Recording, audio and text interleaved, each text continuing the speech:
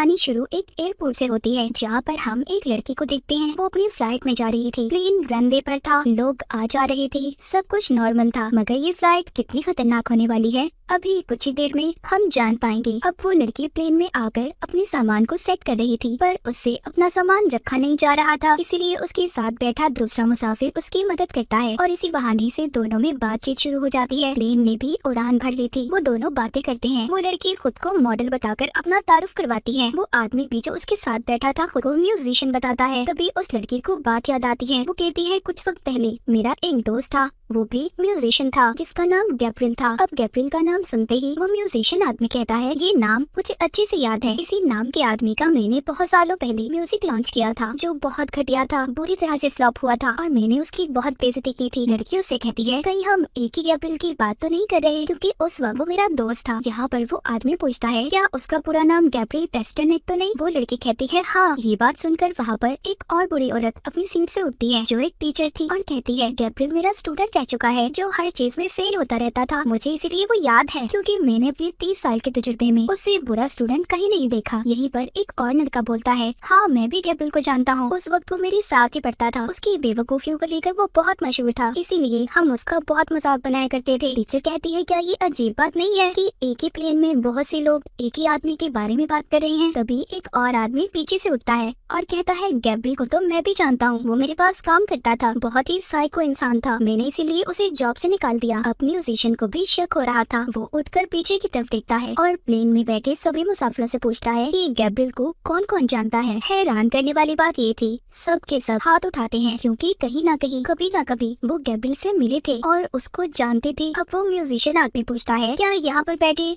सभी लोगों ने इस फ्लाइट की टिकट को खुद खरीदा था? यहाँ पर एक और हैरान कर देने वाली बात सामने आती है। किसी ने भी इस फ्लाइट के टिकट को खुद से नहीं खरीदा था, किसी को गिफ्ट मिला था तो यहाँ पर किसी की कंपनी ने दिया था। टीचर कहती है मैंने तो इस फ्लाइट को कैंसिल करने का भी सोचा था, पर मुझे सख्ती से इस दिन आने का कहा गया। कि सभी बातें एयर होस्टेस सुन लेती है और आकर इनको बताती है कि जिस गैब्रियल पेस्टरनेक की आप लोग बात कर रहे हैं वो आज इस फ्लाइट का कैबिन चीफ है और मेरा भी उससे मेरी पुरानी जिंदगी में रिश्ता रह चुका है। मैं और वो इकट्ठे ट्रेनिंग करते थे। एक दिन उसने मुझे प्रपोज किया, वो मुझसे शादी करना चाहता था पर मैंने उसे मना कर दिया। बाद में वो मेरा सीनियर बन गया, आज वो इस प्लेन में है। मैं भी नहीं आना चाहती थी पर ना चाहते हुए भी मुझे आज इस प्लेन में आना पड़ा क्योंकि वो मेरा हेड है। पर परेशानी वाली बात ये है वो कुछ वक्त पहले पायलट्स के हिस्से में गया था पर अब तक वापस नहीं आया और किसी ने भी दरवाजा नहीं खोला। इसके अलावा दोनों पायलट्स कोई जवाब नहीं दे रहे। म्यूजिशियन परेशान हो जाता है। वो कहता है इसका मतलब ये है यहाँ पर जितने भी इंसान मौजूद हैं सब ने कभी ना कभी कहीं ना कहीं गैब्रियल के साथ बुरा किया है। पर वो उस मॉडल लड़की से पूछता है तुम तो उसकी दोस्त थी ना, तुमने क्या गलत किया था? वो कहती है गैब्रियल मुझे पसंद करता था पर मैं उसके दोस्त को मैंने उसको धोखा दिया। अब जिस दोस्त के साथ मिलकर इसने गैब्रियल को धोखा दिया था वो भी इसी प्लेन में मौजूद था। तभी प्लेन हिलने लगता है। सब के सब बहुत ज्यादा डर गए थे। यहाँ से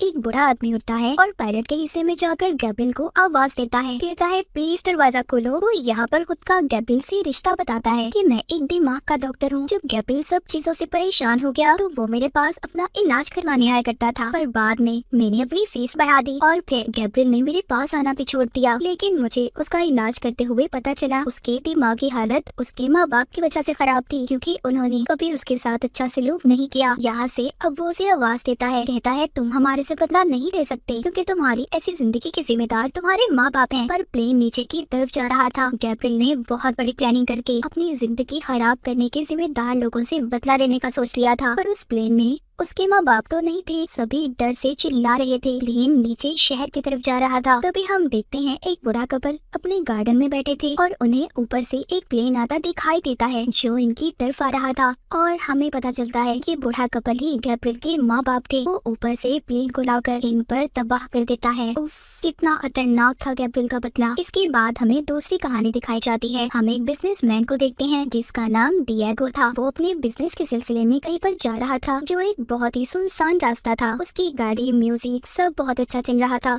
तभी अचानक से एक और गाड़ी उसकी गाड़ी के आगे आ जाती है जो बहुत ही आहिस्ता चल रही थी। डिएगो अपनी गाड़ी से बार बार हॉर्न देता है, रास्ता देने का कहता है पर वो उसके आगे से हटने का नाम ही नहीं ले रहा था। डिएगो अब साइड पर जाता है, देखता है उस गाड़ी में एक आदमी बैठा था जो बहुत ही अजीब था। अब ये उसे बुरा भला कहता है और उसकी गाड़ी से आगे जाकर उसको अपनी मिडल दरमियान वाली उंगली भी दिखाता है और आगे निकल जाता है। डिएगो की गाड़ी बहुत बहुत तेज चल रही थी। आगे जाकर डिएगो फिर अपनी स्पीड में गाड़ी चलाने लगा था, पर अचानक से उसकी गाड़ी का टायर पंचर हो जाता है। वो एक पुल के पास अपनी गाड़ी को खड़ा करता है। यहाँ पर दूर दूर तक कोई नजर नहीं आ रहा था। ऊपर से डिएगो पीछे से एक आदमी से लड़कर भी आया था। उसके पास एक और टायर तो था, पर उसे लगाना नहीं आता था, इसीलिए वो एक मैकेनिक को कॉल करता है, लेकिन वो उसे 1 घंटे बाद आने का कहता है। अब डिएगो खुद ही टायर लगाने की कोशिश कर रहा था। इससे पहले वो टायर लगाकर उसके सारे स्क्रू जोड़ पाता, तभी वहाँ पर वो ही पुरानी गाड़ी आ जाती है जो इसे पीछे भी तंग कर रही थी। डिएगो डर गया था, इसीलिए वो जल्दी से जाकर अपनी गाड़ी में बैठ जाता है। वो दूसरी गाड़ी में बैठा आदमी उसकी गाड़ी के आगे अपनी गाड़ी रोकता है और डिएगो के पास आता है। वो उस आदमी से डरा हुआ था। वो कहता है, मुझे माफ कर दो,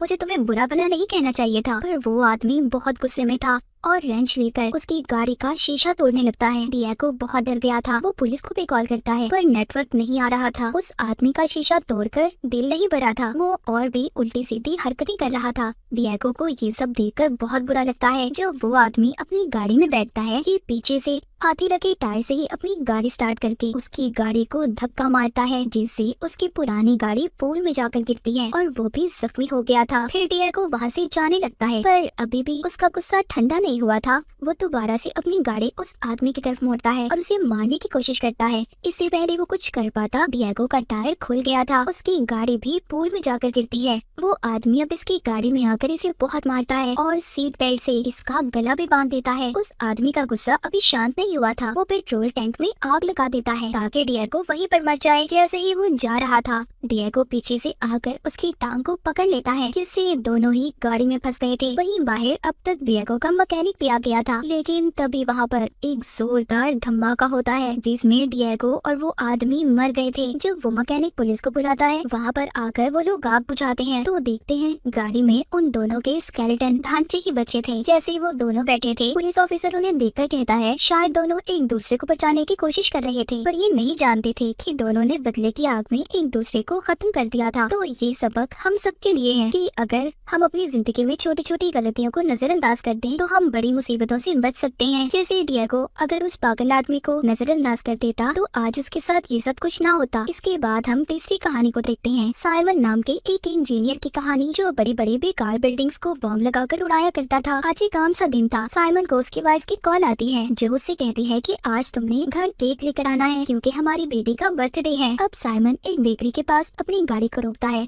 और केक लेने चला जाता है, लेकिन इसी दरमियान उसकी गाड़ी कंपनी वाले ले गए थे क्योंकि उनका मानना ये था कि उसने गलत जगह पर अपनी गाड़ी को खड़ा किया है जहाँ पर खड़ा करने की इजाजत नहीं थी। वो अब टैक्सी लेकर टैक्स अथॉरिटी के ऑफिस जाता है जहाँ पर वो जाकर कहता है कि उसकी कोई गलती नहीं थी, मेरी गाड़ी को बगैर गलती के क्यों उठाया गया, तो मैं आप लोगों को कोई फाइन जुर्माना नहीं दूंगा। वहाँ पर बाकी के लोग भी उनसे यही कह रहे थे, पर वो फाइन देने वाला आदमी कहता है सर आपको जुर्माना तो देना होगा वरना आपको और पैसे अदा करने पड़ेंगे। साइमन के पास कोई और रास्ता नहीं था, इसीलिए वो जुर्माना देकर अपनी गाड़ी को छुड़वा लेता है, पर ट्रैफिक की वजह से साइमन जल्दी घर नहीं पहुंच पाता। घर पर उसकी बेटी एक छोटी सी पेस्ट्री से अपना बर्थडे सेलिब्रेट कर लेती है। वो जब घर आता है तो उसकी वाइफ उससे बहुत नाराज थी क्योंकि साइमन हमेशा से ये मानता था कि हमारी गवर्नमेंट ईमानदारी से काम नहीं करती और इन्हीं चक्करों में लगा रहता था। अगले दिन वो गवर्नमेंट ऑफिस पहुंचता है ताकि अपने ऊपर लगे गलत जुर्माने की शिकायत कर सके, पर यहाँ पर गवर्नमेंट ऑफिसर उसे कहता है जो आपका जुर्माना है आपको किसी भी हाल में देना है। ये बात तो सुनकर साइमन भड़क गया था और उस पर हमला कर देता है।